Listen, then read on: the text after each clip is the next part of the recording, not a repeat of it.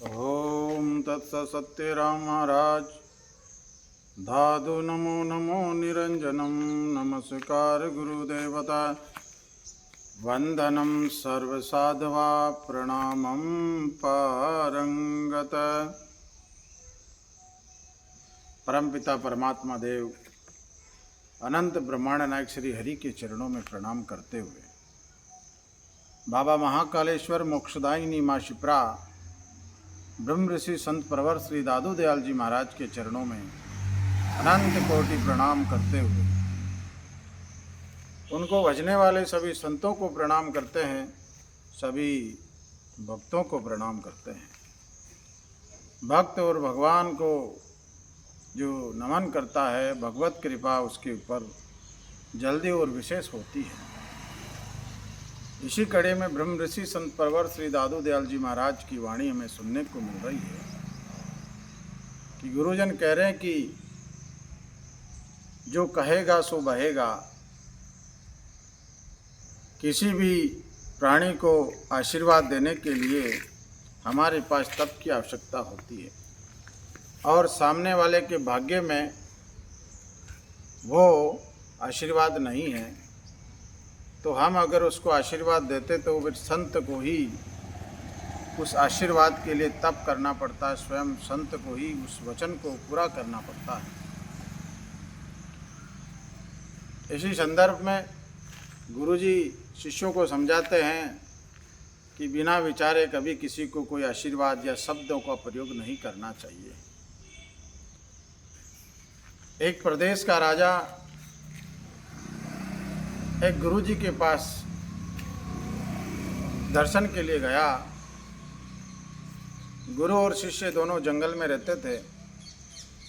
गुरुजी को पहले ही अपनी योग शक्ति से पता चल गया था कि राजा आ रहा है पुत्र प्राप्ति का आशीर्वाद प्राप्त करने के लिए।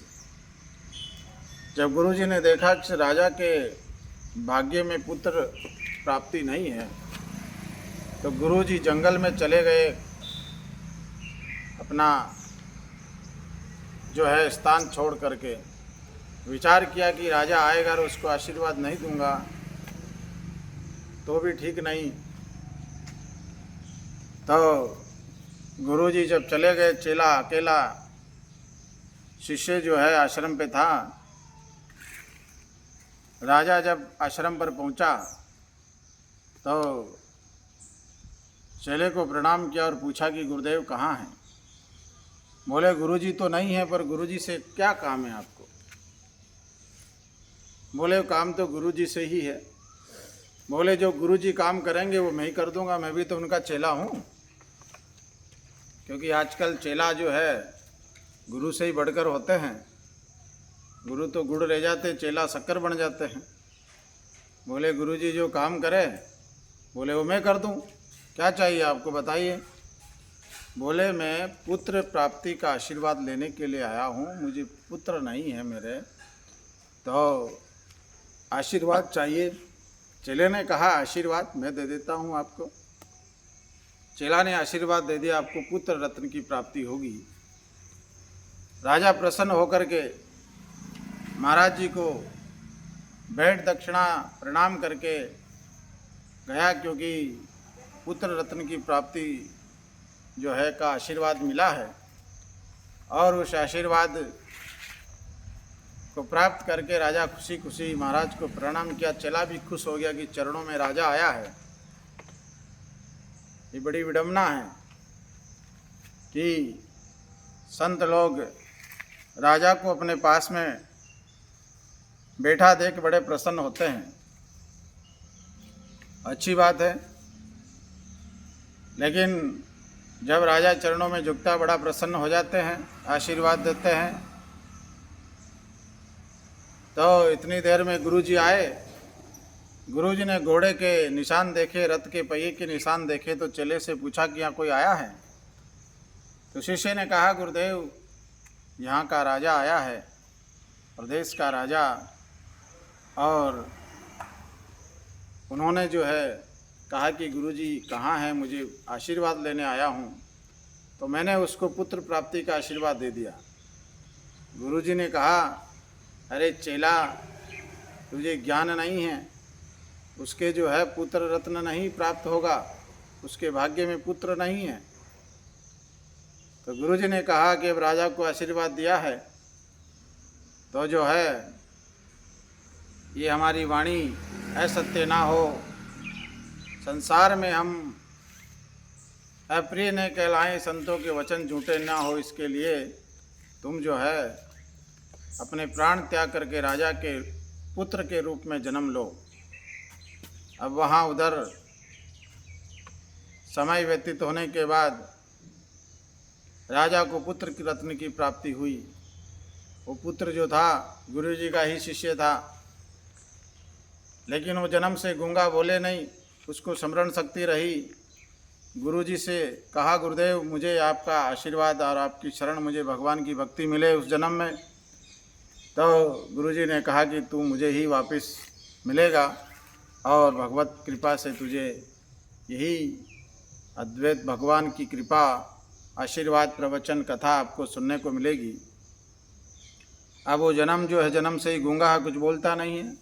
राजा बड़े परेशान हैं। सभी से कहा कि जो इसको बुलवाएगा उसको मुंह मांगा इनाम दिया जाएगा।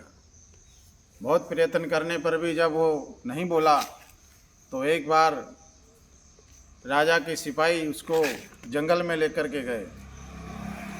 जंगल में लेके गए तो जंगल में देखा पशु पक्षी बहुत मिलते ही हैं।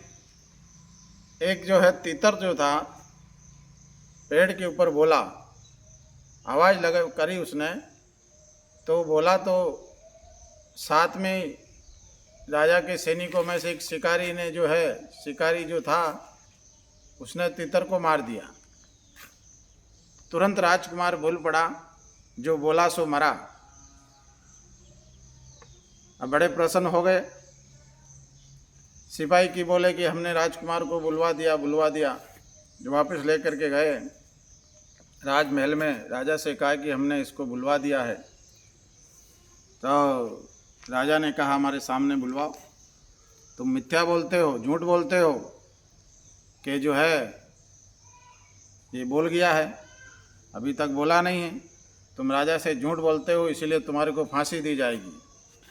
राजकुमार ने सोचा मेरी वजह से इन सब की मृत्यु होगी, फांसी होगी, इसलिए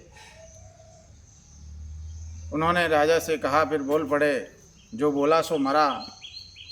बोले कि मैं बोला तो मैं मरा, जंगल में तितर बोला तो वो मरा, और ये आपसे बोले तो इनकी भी मृत्यु होने के लिए जो है मृत्यु द्वार पर खड़ी है।